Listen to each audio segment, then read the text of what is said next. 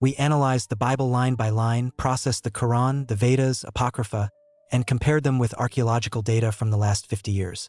The result was shocking. Sacred texts hide traces of people who lived before Adam.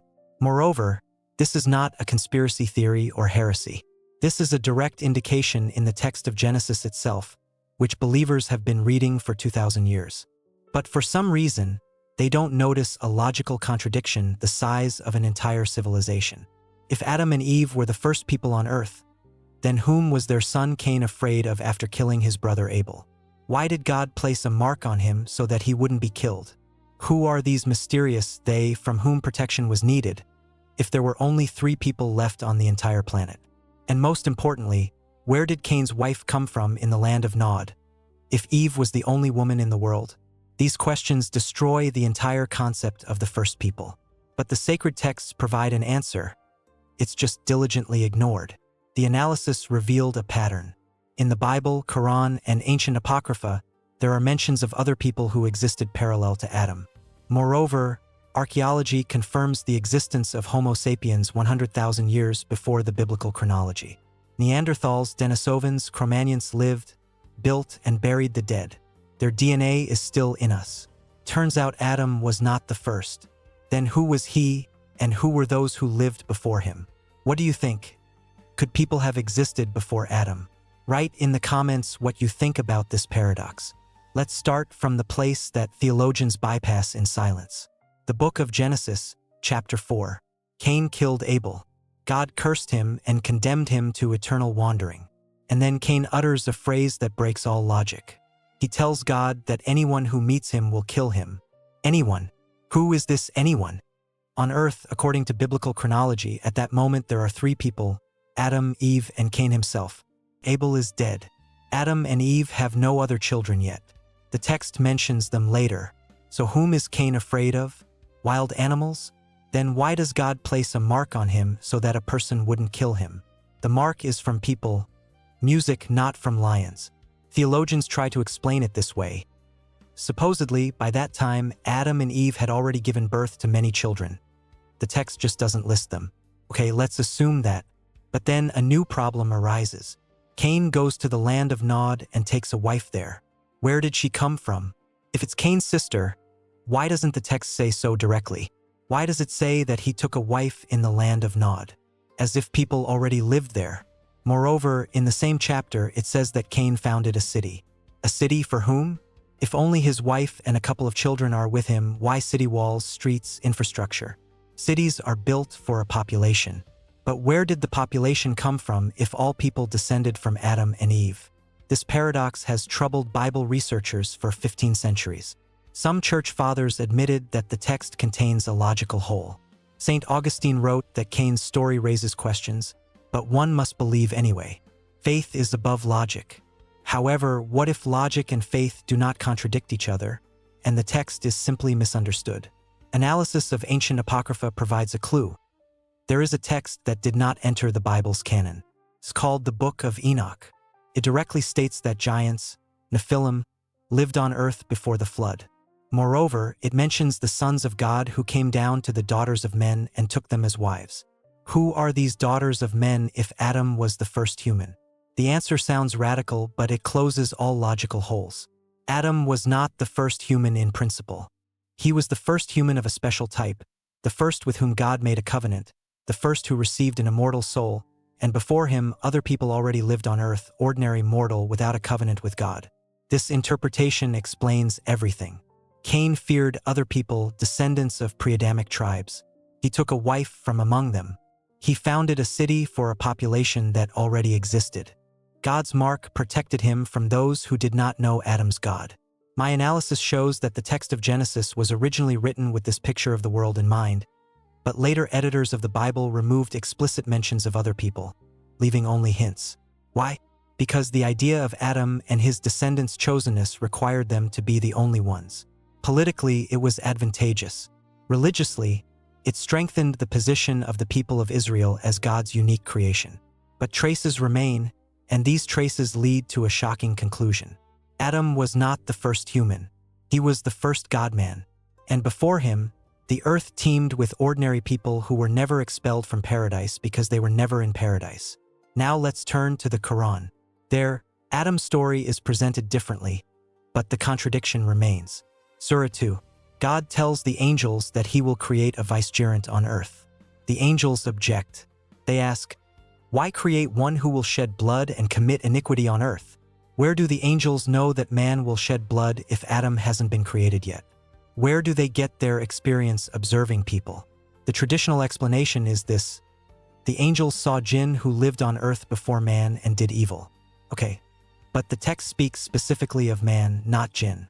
Moreover, in another surah, it says that God created man from clay that was from the earth.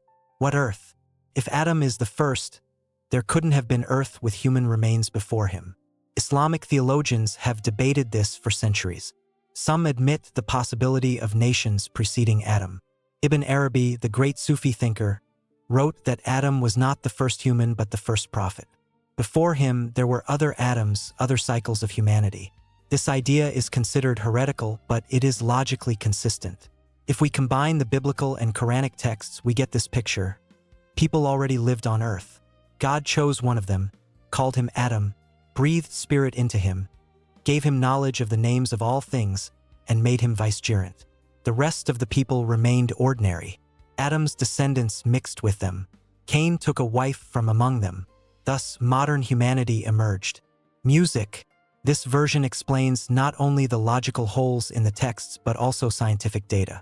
Genetics shows that modern humans have an admixture of Neanderthal and Denisovan DNA from 1 to 4%. If Adam was Homo sapiens and pre-Adamic people were other species or subspecies, then the mixing explains itself. Archaeology says the same. Homo sapiens appeared in Africa about 200,000 years ago, migrated to Eurasia around 70,000 years ago, met Neanderthals there who had lived in Europe for 300,000 years and mixed with them. This is a fact confirmed by ancient DNA analysis. Biblical chronology gives Adam an age of about 6,000 years. If we count from Adam to Christ according to the genealogies in the Gospels, it comes to about 4000 BC. Add 2000 years AD, we get 6000. But science proves that people lived 100,000 years before that. The contradiction is obvious. The traditional way to resolve this contradiction is to declare science erroneous or allegorical. To say that the Earth is actually 6,000 years old, and all radiocarbon datings are wrong.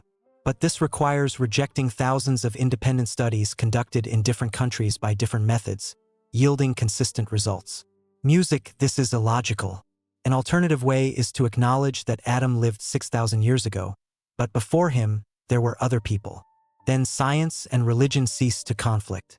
Adam becomes not the first human biologically, but the first human spiritually, the first who recognized God, the first who received the moral law. This interpretation is not new. It was proposed as early as the 10th century. Isaac de la Peyrère, a French theologian, wrote a book on pre-Adamites. He claimed that Adam was the ancestor only of the Jews, and other nations descended from people created earlier. The book was burned, the author was forced to recant, but the idea did not die. In the 19th century, the theory of pre-Adamites returned. It was used by racists to justify slavery. Supposedly, blacks descended from pre-Adamic people and whites from Adam, so whites are superior. This is a vile idea with nothing to do with logic. Genetics has proven that all people belong to one species, Homo sapiens, and racial differences are superficial. But because of this abuse, the theory of pre-Adamites became taboo. However, logic remains logic. If we discard the racist nonsense and look at the facts, the picture is this: people lived long before Adam. Adam was a special human through whom God gave revelation. Adam's descendants mixed with other people. Modern humanity carries genes from both. Now let's return to the text of Genesis and consider another hint. Chapter 6. The sons of God saw the daughters of men that they were fair and took them as wives. Who are the sons of God? The traditional explanation: these are the descendants of Seth, Adam's third son, the righteous line. Daughters of men, the descendants of Cain, the sinful line. But the text doesn't say that. It clearly says, sons of God and daughters of men. If it were about descendants of Seth and Cain, it would say so. A more natural reading is this: sons of God are Adam's descendants, chosen with a spiritual nature, and daughters of men are women from pre-Adamic tribes, ordinary people. Their mixing produced giants, Nephilim. These were hybrids of two types of people. They possessed strength but lost the blessing. They became evil and corrupt. It was their sins that led to the flood. God decided to wipe out this mixed race and start anew with Noah, who was blameless in his generations, meaning a pure descendant of Adam without admixture of pre-Adamic blood. This version explains why the flood was necessary. Not because people sinned, people always sin, but because Adam's spiritual line dissolved in the mass of ordinary people. God wanted to preserve this line pure, and Noah was the last pure-blooded descendant of Adam. After the flood, humanity began anew, but with lessons learned. Archaeology provides an interesting fact. About 12,000 years ago, there was a sharp change in human culture. The Neolithic Revolution began. People transitioned from hunting and gathering to agriculture and animal husbandry. Music. They built the first cities, writing, mathematics, astronomy appeared. This happened almost simultaneously in different parts of the world. Sumer, Egypt, the Indus Valley, China, as if someone gave a push to development. Biblical chronology places the flood around the same time. If we count from Noah to Abraham, it comes to about 4,500 years ago, plus or minus 1,000 years depending on the counting method. Coincidence, or was the flood a real event, a catastrophe after which survivors created a new civilization? Geology confirms that about 12,000 years ago, the Ice Age ended. Huge masses of ice melted. The ocean level rose by 120 meters, flooding coastal plains where most people lived. This was a global cataclysm, the memory of which is preserved in the myths of all peoples. Sumerians, Babylonians, Greeks, Indians, Chinese, American Indians all tell of a great flood. If Noah was a real person, he was one of the survivors of this catastrophe. His family preserved the knowledge of the previous civilization and passed it to subsequent generations. Hence the explosion of cultural development after the flood. People did not invent agriculture from scratch. They remembered what they knew before. But let's return to the main question. Who were the pre-Adamic people? Analysis shows three possible answers. First, they were other species of the genus Homo. Neanderthals, Denisovans, possibly others whose remains have not yet been found. They were intelligent but lacked spiritual nature. Adam was the first Homo sapiens sapiens, man twice wise, wise not only in mind but in spirit. Second answer, pre-Adamic people were the same Homo sapiens as Adam but lived in another part of the world. Adam appeared in the Middle East about 6,000 years ago, but in Africa, Asia, and Europe, tribes of hunter-gatherers already lived. They were anatomically the same but culturally primitive. Adam brought a new culture, new consciousness. His descendants assimilated the Aborigines. Third answer, pre-Adamic people were a previous civilization that perished in a cataclysm. Adam was not created from dust literally but became the progenitor of a new human culture after the catastrophe. The biblical story begins from the moment when survivors began to restore civilization. Before that, there was another history about which the text is silent. Which of these answers is correct? My analysis shows that most likely a combination of the first and second. Adam was a Homo sapiens who appeared in the Middle East during the Neolithic era. Before him and parallel to him, other human populations existed. Some were other species like Neanderthals. Others were the same Homo sapiens but without a cultural breakthrough. Adam became the symbolic progenitor of a new civilization that quickly spread and absorbed the other tribes.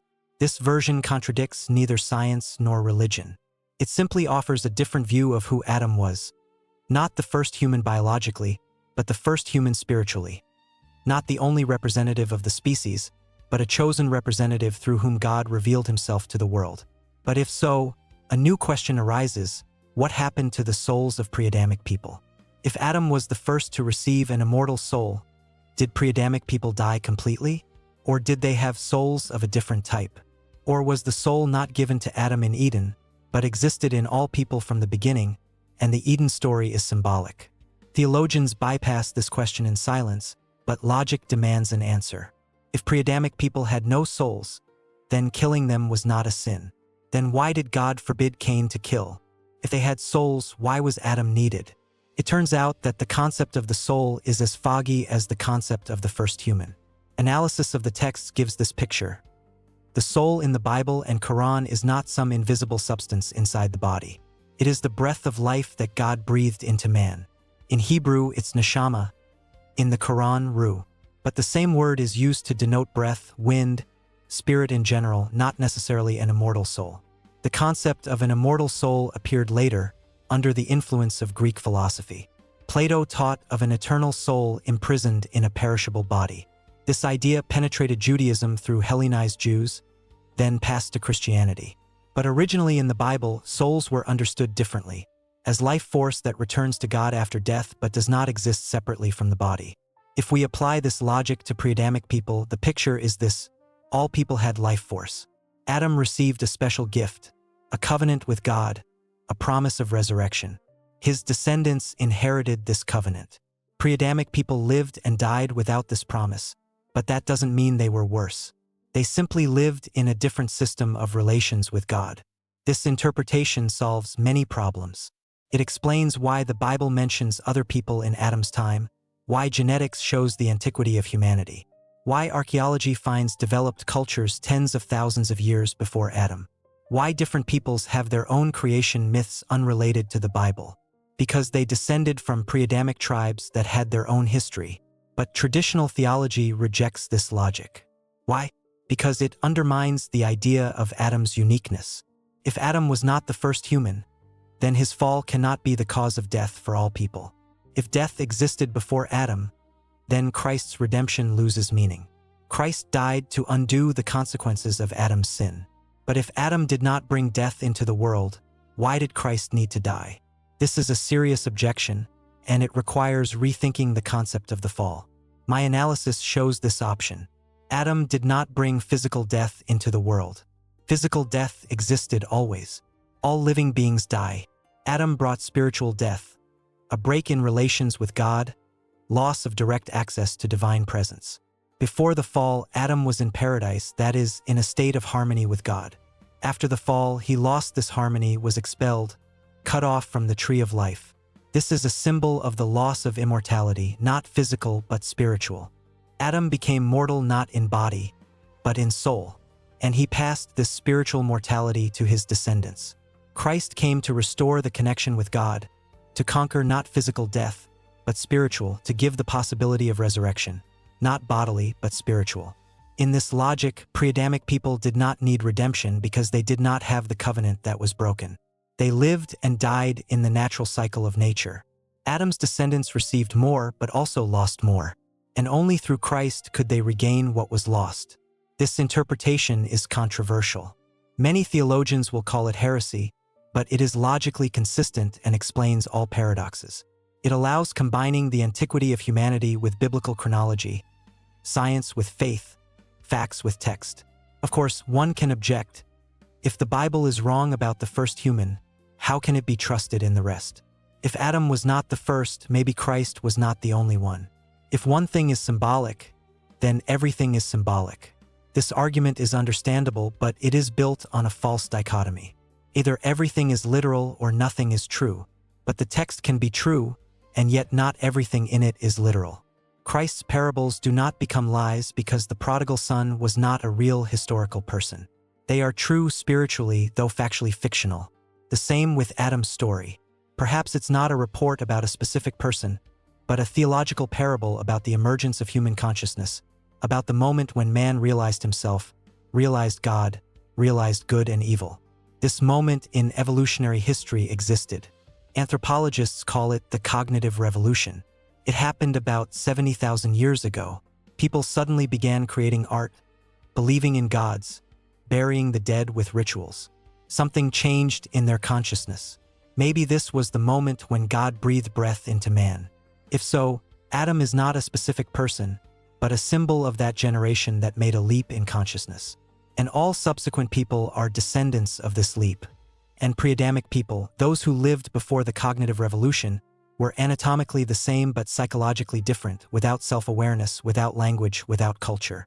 This version is beautiful, but there's a problem. The Bible describes Adam as a specific person with a name, wife, children. It gives his genealogy to Noah, to Abraham, to Christ. If Adam is symbolic, the entire genealogy is symbolic. Then Christ is also symbolic. Theologians are right to fear the slippery slope. Here, balance is needed. Adam could have been a real person who lived 6,000 years ago, but not the first human biologically. He could have been the first prophet, the first with whom God made a covenant. His story is recorded symbolically but based on reality. Before him, there were other people, but they had no revelation. After him, his descendants became God's people. This does not cancel Adam's reality but places it in a broader context. Archaeology of the Middle East shows that about 10,000 years ago, the Neolithic Revolution began in the Fertile Crescent. People domesticated wheat, barley, sheep, goats. This is the oldest ceramics in the world.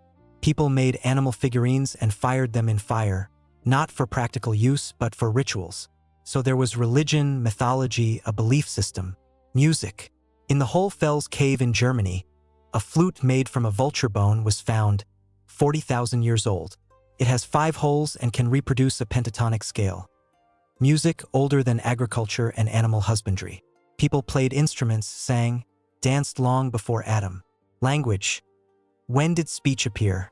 Anatomically, modern humans have a larynx capable of producing complex sounds about 300,000 years ago. The FOXP2 gene, associated with speech, is identical in all people and differs from Neanderthal by only 2 mutations. This suggests that speech was in the common ancestor of sapiens and Neanderthals about 500,000 years ago. Indirect evidence of language is symbolism, art, complex tools. To pass knowledge about making a spear with a stone tip, language is needed. To plan a collective hunt for a mammoth, language is needed. To create myths about spirits and gods, language is needed. All this exists in people for at least 50,000 years. Linguists try to reconstruct the proto-language from which all modern languages descended. It's called the Proto-World Language or Proto-Language of Homo sapiens. It split into separate language families about 15,000 years ago at the end of the Ice Age. But some words trace deeper. Words for mother, father, fire, water are similar in many unrelated languages. Perhaps these are remnants of a proto-language 50,000 years old. If so, Adam did not create language. Language existed before him. What then does it mean that God gave Adam the ability to name everything? Perhaps it's a symbol that Adam received language not just for communication, but for knowing the essence of things. By naming an animal, he understood its nature. This is not about words, but about knowledge. Kabbalists teach that the names of things in Hebrew reflect their spiritual essence. Each letter has a numerical value, symbolism. By naming a thing with the correct name, you gain power over it. Adam was the first who knew the true names. This is esoteric knowledge, not linguistic. But back to facts. The most striking thing is that culture developed unevenly. In one region, people built cities, while in another, they still lived in caves. In Mesopotamia 5,000 years ago, there was writing, mathematics, astronomy. In Australia, Aborigines lived by hunting and gathering until Europeans arrived in the 18th century. A development gap of 10,000 years. Why? The traditional answer is geography and resources. In Mesopotamia, fertile lands, rivers, abundance of wild grains that could be domesticated. In Australia, poor soils, few plants and animals suitable for domestication. But this is not the full answer. Australian Aborigines were not stupider than Mesopotamians. They had a richest oral folklore, complex kinship systems, knowledge of the starry sky. They simply had no incentive to switch to agriculture. If we apply this logic to the biblical story, perhaps Adam was a person from a region where a cultural breakthrough occurred. The Middle East, the Fertile Crescent, where wheat, barley, sheep, goats were first domesticated. Adam became a symbol of this breakthrough and pre-Adamic people, all the others living in the traditional way. Then the expulsion from Eden is not punishment, but a transition from gathering to agriculture. Eden is the lifestyle of a hunter-gatherer. No need to labor, nature itself provides food. The fall is the choice of agriculture. Had to labor in the sweat of the face, plow the land, fight weeds. But this gave food surpluses, population growth, cities, civilization. This interpretation explains the curse of the earth. Cursed is the ground for your sake. Thorns and thistles it shall bring forth for you. This is not a literal curse, but a description of the reality of agriculture. Wild land overgrows with weeds. Need to constantly fight them. A hunter knows no such problem. He takes nature's gifts. A farmer enters into conflict with nature, subdues it. To the woman it is said, "In pain you shall bring forth children." Why did pain appear after the fall? Traditional explanation: punishment. But there's a scientific explanation. With the transition to agriculture, diet changed. Grains gave more calories but fewer vitamins and minerals. Women's health worsened. Moreover, sedentary life led to population growth. Women began giving birth more often, every 2 to 3 years instead of every 4 to 5 years for hunter-gatherers. More births, more complications. Anthropologists studied skeletons of people before and after the Neolithic Revolution. Farmers have more signs of malnutrition, diseases, injuries. Average height decreased, life expectancy shortened.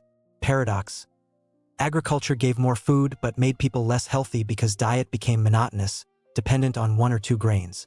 Because population density led to epidemics, because social inequality led to some eating well, others starving.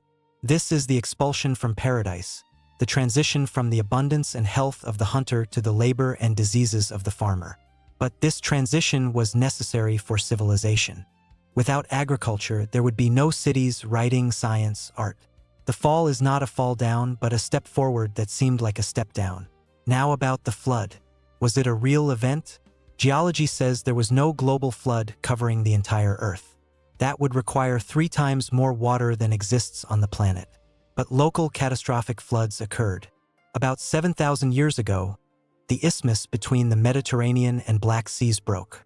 The Mediterranean Sea poured into the Black. Water level rose 100 meters in a few months, flooding coastal settlements. People fled.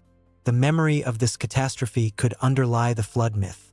Another version is linked to the end of the Ice Age. 12,000 years ago, rapid warming began. Huge glaciers covering North America and Europe started melting. Giant proglacial lakes formed, dammed by ice. When the dams broke, water rushed into the ocean.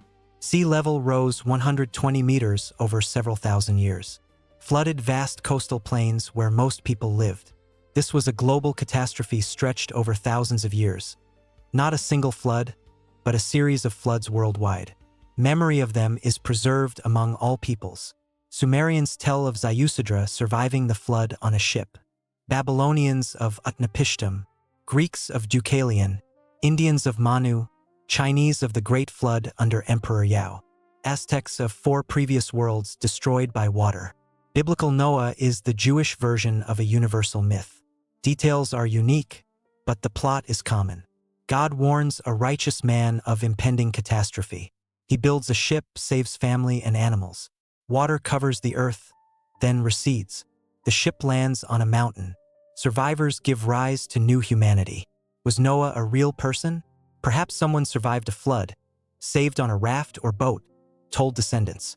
The story grew with details, exaggerations, symbolism, turned into a myth, but based on a real event.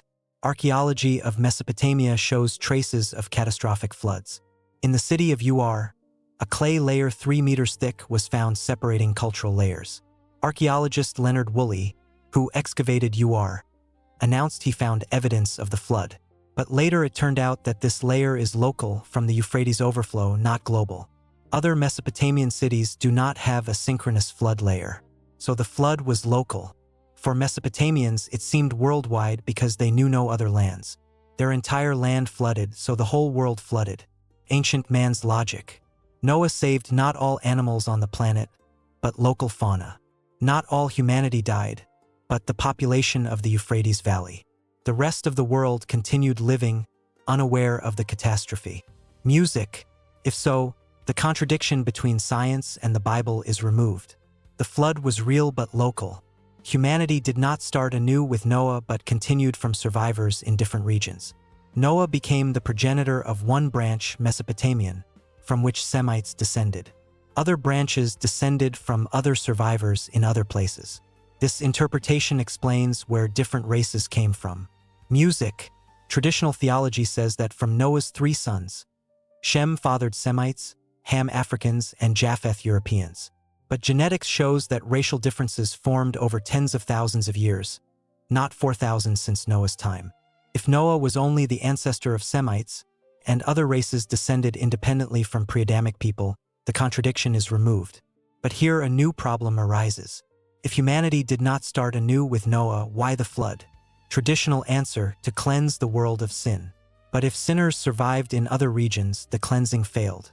Sin returned right after the flood. Already in the next chapter of Genesis, Ham sinned by seeing his father's nakedness. Then people build the Tower of Babel, and God confuses languages. Where is the promised renewal? My analysis shows that the flood's purpose was not total destruction but preservation of the righteous line. Noah was blameless in his generations, meaning a pure descendant of Adam, not mixed with pre-Adamic people or Nephilim. God wanted to preserve this line for the future. Through it would come Abraham, Moses, David, Christ. The rest of humanity could live its life, but the chosen line had to remain pure. This is not racism, but theological logic. God chose one people to give revelation through them to all peoples. Jews are not better than others. They are simply God's instrument. Through them came the law, prophets, Messiah. After Christ, the distinction between Jew and Gentile is erased. All peoples are equal before God. But in Noah's time, this distinction was important. The flood preserved Adam's seed from which the Savior was to come. This doesn't mean other people had no value. They simply were not part of this plan. They had their own path to God through conscience, through natural law, through their own revelations. Apostle Paul writes in Romans that Gentiles, not having Moses' law, are a law to themselves. Their conscience bears witness, and their thoughts accuse or excuse them. That is, God judges not only by the written law but by natural moral sense, which all people have. Pre-Adamic people did not know Moses' law but had conscience, and are judged by it. This logic solves the problem of God's justice. How can he judge people who never heard the gospel? By conscience, each person knows inside what is good and bad. Cultural differences in morality are superficial. Basic principles: do not kill, do not steal, do not lie, help your neighbor, are common to all cultures. This is natural law, written in every heart. Then Adam did not bring morality into the world. Morality existed before him as part of human nature. Adam received a written law, codified, detailed. This is a qualitative, not quantitative leap. Not the appearance of morality, but its systematization. Modern science confirms that morality has a biological basis. Primates show rudiments of moral behavior. Chimpanzees share food, console the injured, punish cheaters. This is not culture. Its instinct evolved for group survival. Social animals must cooperate, and cooperation requires trust, justice, mutual aid. Man brought this biological morality to perfection, adding rational justification and spiritual dimension. We not only instinctively help, we understand why it's right. We not only fear punishment, we feel guilt. This is conscience, the voice of God within. If morality is biological, pre-Adamic people also had it. Neanderthals buried the dead with flowers, indicating empathy and ritual. They cared for the sick and injured, requiring altruism. These are signs of moral beings, not soulless animals. Then what distinguishes Adam? Not the presence of morality, but awareness of God as the source of morality. Pre-Adamic people knew killing is bad but didn't know why. Adam learned that killing is bad because man is created in God's image. Killing a person defiles God's image. This is no longer just morality but theology. Or take the Sabbath. Adam was commanded to rest on the seventh day because God rested after creation. This is not biological necessity, but spiritual discipline. Recognition that not only labor has value, but also rest, reflection, worship. Pre-Adamic people knew no Sabbath. They labored every day or rested when tired. Adam received a rhythm linked to divine order. This is the covenant, not just rules of behavior, but relations with God. A promise of fidelity on both sides. God promises to be God to Adam and his descendants. Adam promises obediince. This is not a deal. It's an alliance, a marriage between God and humanity. Pre-Adamic people had no covenant. They lived under natural law embedded in creation. Animals follow instincts, people follow conscience, but the chosen people follow revelation. These are three levels of relations with God. The third does not cancel the second and first but complements. After Christ, the covenant expands to all peoples. There is no longer a distinction between Adam's descendants and pre-Adamic peoples because all became children of God through faith. Christ's blood washes not only Semites but all humanity. Music. Genes have no meaning. What matters is not biology, but spirituality. This logic is beautiful and resolves all contradictions, but it requires acknowledging that the Bible is not a scientific textbook. It is written in the language of its time for people of its era, addressing their questions. The Bible's authors knew nothing of Neanderthals and evolution. They recorded traditions, myths, theological insights in an accessible form. Modern readers must extract the spiritual meaning, not literal history. When the Bible says God created man from dust, it's not a chemical recipe. It's an assertion that man is material, perishable, dependent on God. When it says he breathed the breath of life, it's not a process description, but a symbol that man is not just matter, but spirit. Fundamentalists fear this approach. If we start reading the Bible non-literally, where do we stop? Maybe Christ's resurrection is also symbolic? Maybe miracles are metaphors? This fear is understandable, but there are criteria. Events confirmed by historical sources. Consider real. Events contradicting science and unconfirmed. Open to interpretation. Adam is not confirmed by any sources except the Bible. His story contradicts genetics, anthropology, archaeology. So it's open to non-literal reading. Christ is confirmed by Roman and Jewish historians. His resurrection is witnessed by many people ready to die for it. So there's basis to consider it real, though miraculous. A miracle, by definition, goes beyond natural laws. Science can neither prove nor disprove it. One can believe or not, but cannot apply the scientific method. And Adam's story is not about a miracle, but about human origins. This is science's domain. And science gives a clear answer. People appeared through evolution, lived hundreds of thousands of years, there were different species, they interbred. A believer can accept the science and still keep faith. Just need to understand that Adam is not the first Homo sapiens, but the first man of the covenant. That Eden is not a geographical place, but a state of harmony. That the fall is not a biological event, but a spiritual break.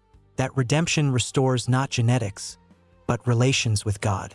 Such an approach is called allegorical or typological. It is not new. It was used by Origen, Augustine, medieval mystics. They understood that the text has layers of meaning: literal, moral, allegorical, anagogical. All layers are true, but at different levels. Modern fundamentalists have forgotten this tradition. They insist only on literal sense because they fear the slippery slope. But the irony is that they themselves read the Bible selectively. When Christ says, "I am the door," they don't imagine a wooden door with hinges. They understand the metaphor. When the psalmist says, "The sun rose," they don't insist the earth is immovable. They know about the relativity of motion, so they are capable of non-literal reading. They just apply it selectively, to some texts literally, to others allegorically. What criterion? Usually tradition. If the church has read literally for centuries, then literally. If allegorically, then allegorically. But tradition can err. The church for centuries read that the earth is immovable, then agreed it's not. The same will happen with Adam. Sooner or later, the church will acknowledge that the creation story is symbolic. Not because science won, but because theology will mature. It will understand that literal reading creates more problems than it solves, that spiritual meaning is deeper and richer than literal. And pre-Adamic people will take their place in this new theology, not as Adam's enemies, but as his brothers, not as soulless beasts, but as images of God, created by the same Creator. Their genes are in us, their culture influenced us, their experience shaped us. We are heirs not only of Adam, but of all who lived before him. This does not diminish Adam. It elevates the pre-Adamites, recognizes their humanity, their dignity, their contribution. God loved them just as Adam. He simply made a special covenant with Adam to bless all peoples through him, including descendants of those who lived before Adam. And in this is deep truth. God is not limited to one line, one people, one revelation. He acts through all history, all cultures, all people. Adam is not a monopoly on God, but one entry point into relations with him. Important, central for the Judeo-Christian tradition, but not the only. Hindus meet God through the Vedas, Buddhists through Buddha's teaching, Muslims through the Quran. All these paths lead to one God who is greater than any tradition. Or there are many gods and each people honors its own. or there is no God, and all religions are projections of human hopes? These questions remain open, but one thing is clear: people sought God long before Adam. Music, they built temples, offered sacrifices, prayed, dreamed of eternity. This seeking is recorded in our DNA, in our culture, in our hearts. We are descendants of those seekers. Their questions are our questions. Their hopes are our hopes. Perhaps this is the meaning of the story about pre-Adamic people, to remind us that we are part of something greater, that our history begins not 6,000 years ago, but hundreds of thousands, that in us is the blood of many peoples, many cultures, many attempts to understand the meaning of life. And all these attempts are precious to God because each is a step toward Him, even if uncertain in the dark, but a step. And what do you think? Does this change your understanding of yourself, knowing that you have Neanderthal genes, memory of the Ice Age, heritage of peoples who disappeared thousands of years ago? Does this make you more or less special in God's eyes?